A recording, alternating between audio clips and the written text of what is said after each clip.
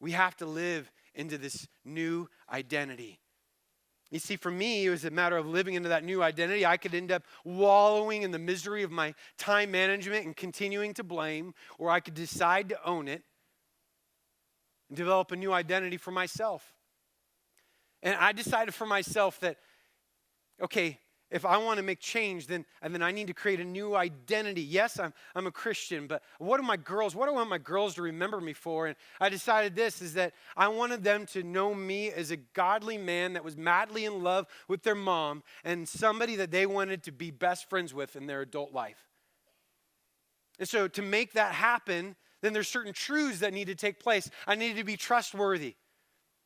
I needed to be fun. Dads, we need to be fun. We need to be the most fun. I needed to be their biggest fan.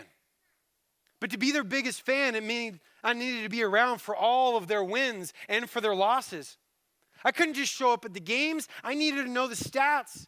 But I needed to know the work and effort that went into those stats.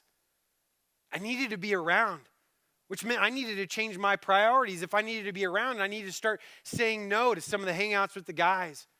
I needed to say no to some things at work. If I wanted their eye, I had to prove it. If I was going to be a godly man, I needed to actually start waking up in the morning when they weren't around to get in God's word. To do that, it meant that I needed to start going to bed earlier, which meant I needed to stop watching as much late night TV. It filtered what my actions were when I lived into this new identity. Lastly, is we need to take our first step. We can end up living into a new identity and we can put a label on our chest, Christian man. Well, great for you, right? But what does it mean to part of your actions? What does it mean for what you're doing in life? You see, we get motivated and inspired by maybe something like this or a podcast or a news article, and we think, okay, all right, now it's time, a life makeover season, but I think I'm going to wait till January 1. We got Thanksgiving coming, some good turkey. We got all the Christmas cookies coming. I think I'll just put it off till then. So we start life makeover in January, right? And then, 1 week later, then we got a birthday party, and it'd be rude for me not to eat the cake, right? I mean, they work so hard on it.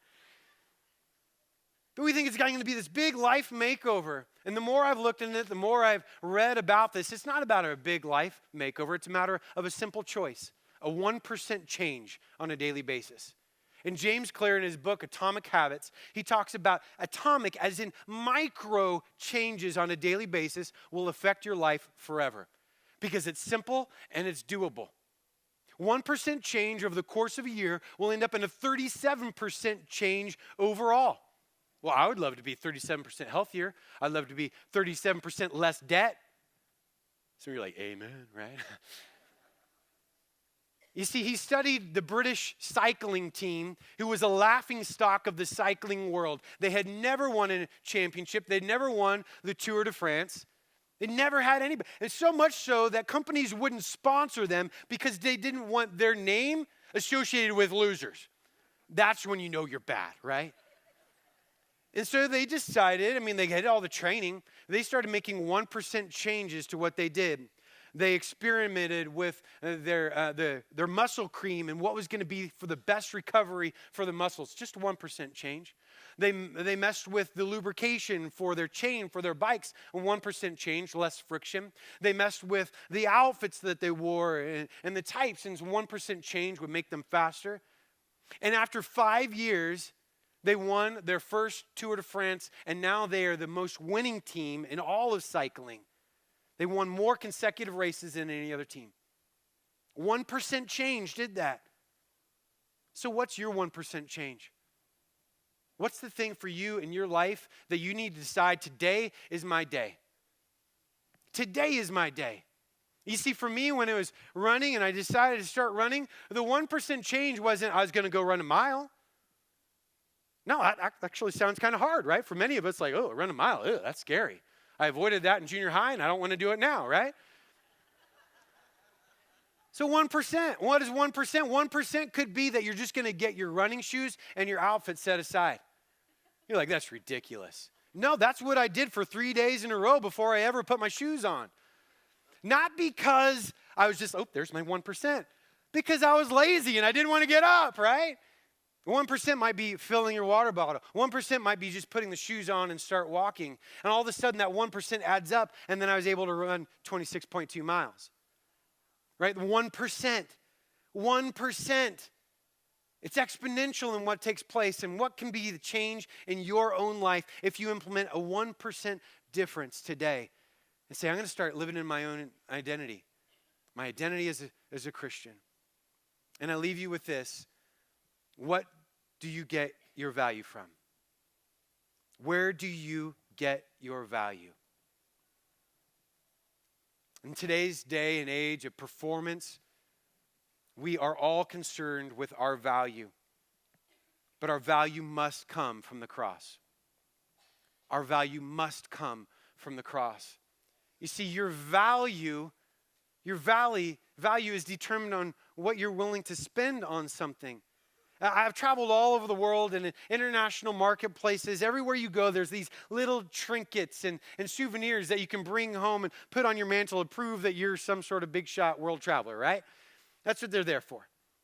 And in the midst of it, they're trying to get you to buy all of these things at these ungodly prices. And you know what that's worth? What you're willing to spend on it. You know what value art is?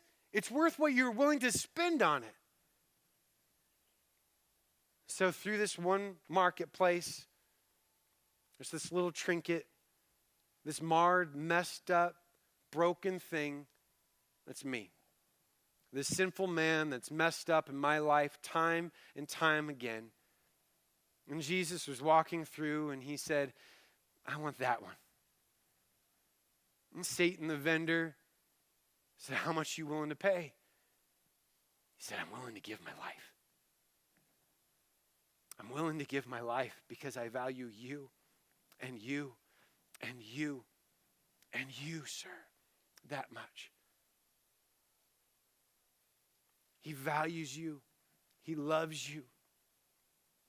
So our value isn't found in who we are or what you do or your title, but whose you are.